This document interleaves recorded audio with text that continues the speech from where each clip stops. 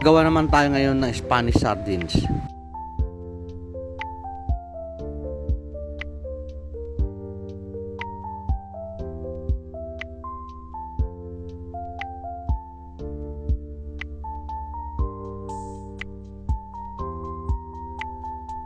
So 2 to 3 hours of brining.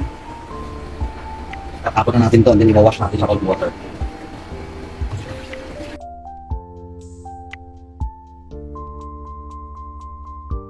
So binabrine kasi na maintain ang freshness at saka juiciness ng isda.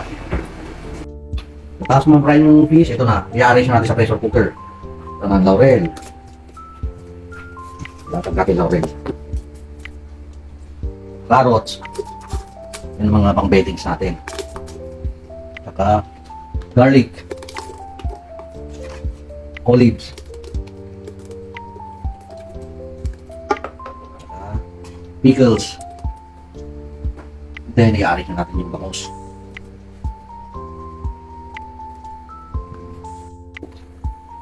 Bigyan natin ng paprika para ano. Yan na rin magiging kukulay. Okay. Tapos